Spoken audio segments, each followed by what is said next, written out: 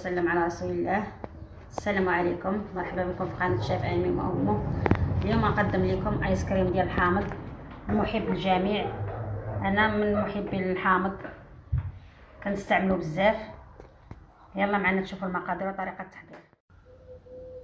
للمقادير عندنا 2 حامضات، عندنا كاس وربع تاع الماء، عندنا كاس وربع تاع السكر حبيبات، عندنا 2 كيسان لاروب ديال قشطه طريه.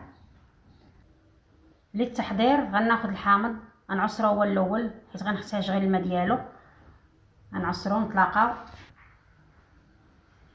بعد ما عصرنا الحامض غناخذو غنخوي في هذا الاناء. هذا ضروري يكون الاناء هكا بحال ما هكا عنده مساحه عريضه.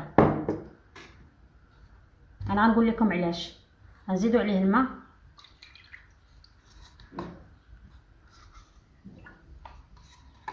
نزيدو عليه السكر حبيبات،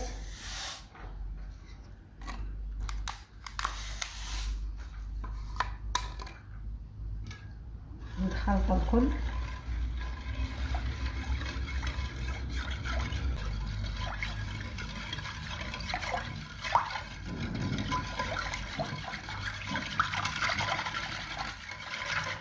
نزيدو عليه الطانه،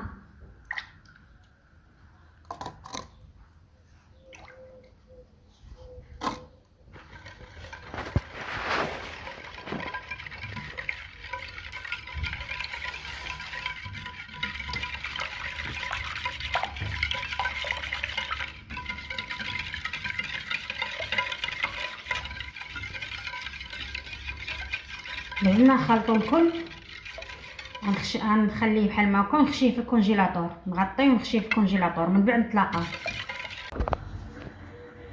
ها هو بعد ما جبد لينا ايس كريم ديال الحامض.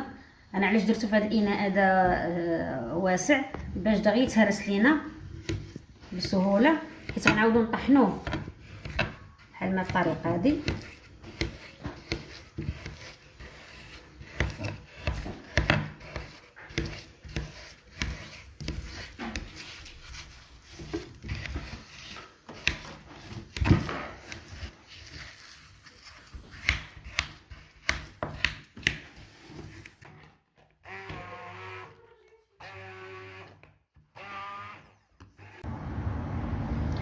هو بعد ما طحناه كيولي على هذا الشكل هذا كريمه.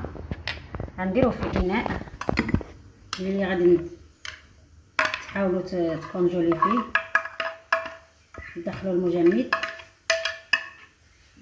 صافي بهذه الطريقه هذه، وغندخلوا المجمد. بعد ما يتجمد نتلاقاو. ايس كريم ديال الليمونه ووجد. نتمنى يعجبكم وتجربوه.